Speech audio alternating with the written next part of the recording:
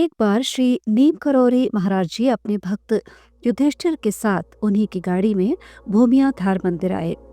रात्रि में आराम करने के बाद अगली सुबह अंधेरे में ही जब युधिष्ठिर जंगल की ओर गए तो उन्होंने अपना कोट पास वाली चट्टान पर रख दिया। उनके वापस आने तक चट्टान से सरकता हुआ कोबरा कोट के अंदर आकर छिप गया। इस बात से अनजान युधिष्ठिर ने वापस लौटकर जब अपना कोट उठाया तो अंदर छिपे कोबरा ने उन्हें डस लिया। दर्द से छटपटाते हुए वे मंदिर की ओर भागते हुए चिल्लाने लगे और कुछ ही दूरी पर दौड़ते हुए लड़खड़ाकर गिरे और बेहोश हो गए। विष उनके पूरे शरीर पर फैल गया था। आवाजें सुनकर लोग उसी तरफ भागे पर बहुत देर हो चुकी थी। उन्हें किसी तरह मंदिर तक लाया गया। श्री महाराज जी तो त्रिकालदर्शी थे, वे सब जानते थे। फिर भी लीलावश व्यथित होकर बोले, युधिष्ठिर मर गया है, इसके पिता को खबर भेज दो। विष के प्रभाव से युधिष्ठिर बेसुध पड़े थे।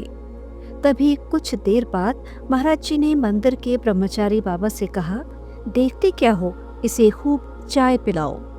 चाय तो बन गई, पर पिलाई कैसे जाए? बेसुध शरीर पर बातों का कोई असर नहीं हो रहा था। फिर महाराज जी ने स्वयं ही डांट कर कहा, उठ चाय पी।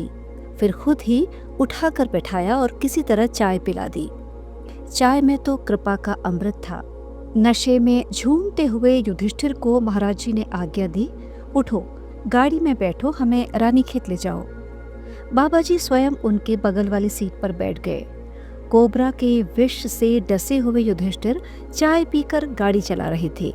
ये दृश्य सभी के लिए किसी कौतूहल से कम नहीं था। पहाड़ के मोड़ वाली सर्पीली सड़कों पर वे किसी तरह गाड़ी को नियंत्रित होकर चला रहे थे। इधर महाराज जी और तेज कहकर उन्हें सचेत करते जा रहे थे। जैसे ही उनकी आंखें नशे में झूमने सी लगती, महाराज जी अपने पांव की ठोकर से आगाह करते हुए कहते, सोता क्यों है? श्री महाराज जी के डांट से वे अपने आप को संभालते हुए गाड़ी चलाने लगते। किसी तरह गाड़ी कैंची, गर्म पानी, खैरना पुल पार करते हुए रानीखेत पहुंच गई। महाराज जी फिर बोले, वापस चलो। महाराज जी का आदेश था तो गाड़ी वापस आने वाले मार्ग पर मुड़ गई। फिर उन्हीं पहाड़ वाली टेढ़ी मेढ़ी सर्पीली सड़कों से होते हुए वे कैंची पहुंचे। यहाँ पर उतरकर महाराज जी न जाने कहाँ चले गए। अब तक नींद से जागे युधिष्ठिर को भूख सताने लगी थी। गाड़ी में पीछे रखे कुछ सेब रखे थे, उन्होंने जी भरकर सेब खाए और अब महाराज जी भी लौट आए। फिर वे दोनों वापस भूमियाधार मंदिर आ गए। विज्ञान और तर्कों की भाषा में भला कौन समझ पाएगा इस रहस्य को? न जाने किस प्रकार महाराज जी ने कोबरा नाग द्वारा डसे गए युवक को चाय पिलाकर गाड़ी में घूमते हुए पहाड़ी सड़कों के उतार चढ़ाव वाले रास्तों में घंटों बाद उसी स्थान पर सकुशल वापस पहुंचा दिया। जय श्री महाराज जी।